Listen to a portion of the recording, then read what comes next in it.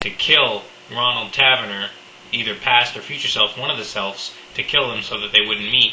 And then, people would they would pin it on him. So then you still get what he was trying to go for anyway, which was this, Kiss Me Deadly kind of, this whole kind of noir mystery, but you would have established, okay, we want the Justin Timberlake.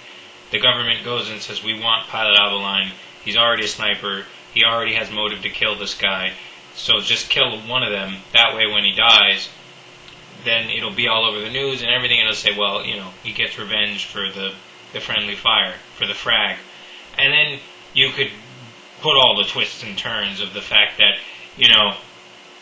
in 2008, the Ronald Taverner character went out on vacation to where that rift happened, where the space-time rift happened due to the Baron guy that built the perpetual motion machine, and maybe he was on vacation and he walked through the rift, went back in time, and then the past self went into the future. They both went through the rift, and then that was what it was. They were trying to stop them, and so suddenly you see, like, that's simpler. Like, it's a simpler story, and then you can build from that with other, like, okay, Southland tales, just like Canterbury Tales. You can go and say, let's just focus on the Albaline and the two future, the past and the future self. And then later we'll do another tale, which is just Boxer Santeros and his stuff. And then we go and we do another one, and it's just, so suddenly it's like, it was hard because there was too many main characters. And I felt like Richard Kelly was trying too hard to try and take the Book of Revelation and go, oh, I'm going to do this. I'm going to read this. Oh, the dragon. The Antichrist has a dragon, so he has Bei Lin smoking a lot with smoke and puffing. And I'm like, okay, she's the dragon because she's, smoke. And then the puppets and the two witnesses that are killed in Jerusalem.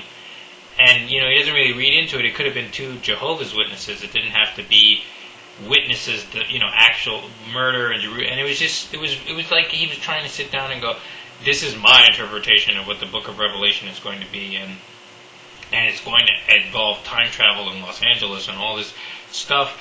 And it's just like I said, it's still, I still haven't even explained why the phone is ringing. It's Richard Kelly. He's calling me right now. Let's see who it is. Hey, it's Richard Kelly. Who the fuck cares who it is? Now it's going to make noise. So the phone's going to ring and it's going to annoy my review, but we're going to let it ring. Maybe, wouldn't it be cool if that was my future self calling me, telling me not to put this review?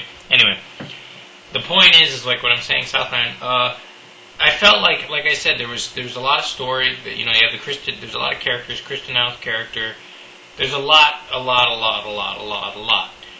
and it's thrown at you, and I feel like with story, it's true, somebody should have gone in there and told Richard Kelly, this should be multiple. This is like Lost. This is like, you don't have to throw Lost at me and, entire seasons of Lost at me in 2 hours and all this information.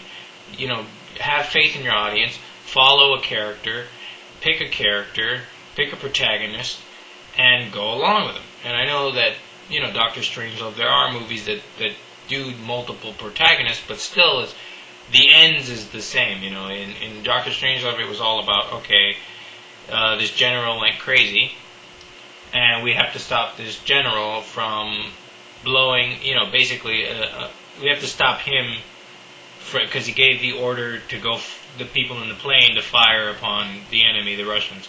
So, but with this, it's like, you're like, okay, there's neo-Marxists. The neo-Marxists want to do something with this, and then there's Kristen Al wants to have her own soft drink, and then they got the tape of him and the girl having sex, and then people come in there, the Baron guy comes in and they're like, people like say things, and it's very, like I said, it's very interesting and done well. But like I said, if had this been a television show or a comic series or some kind of multiple weekly thing, whether it was an interweb show, it probably would have worked better. But as a movie, as a part one, in multiple parts, you're like, well, what are you trying to tell me? It's like, what's this, what, how do you make this interesting? You say, well, and I felt like a movie that did, like I said, Children of Men, I bought it, hook, line, and sinker. I believed everything in Children of Men.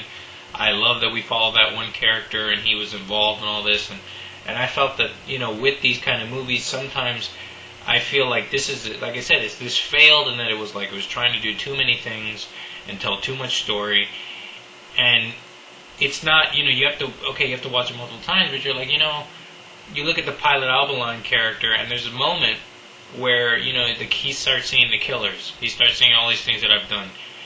And you wonder, why the fuck is that happening?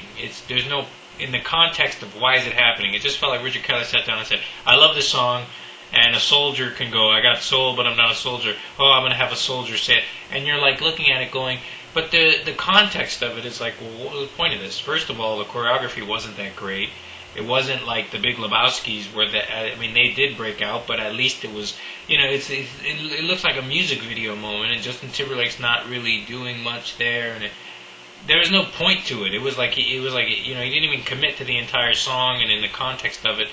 And I can tell you, here's a better way to achieve that exact scene. Pilot Albaline is supposedly a famous person, like a famous actor. He is like Justin Timberlake gone to war, and then come back. He went to Iraq and came back and got hurt.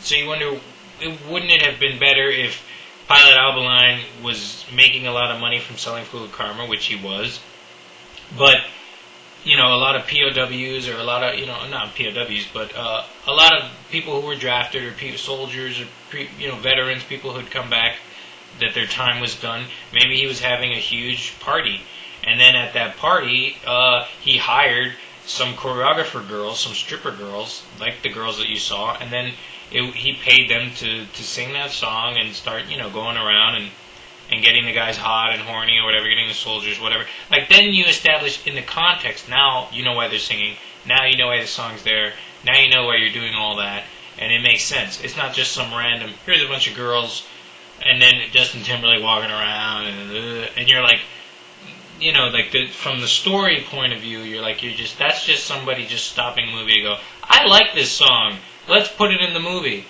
So with that, you're like, it usually works better when the images are married with what's going on, and it works, and it's symbiotic. And like I said, what I said was, I felt like this movie was Richard Linklater. The Richard Kelly got, I felt like this was just Richard Linklater. There we go. Richard Kelly, he had a lot to say, but he didn't realize, you could say it with less and have faith that the story is good, that you can keep continuing it.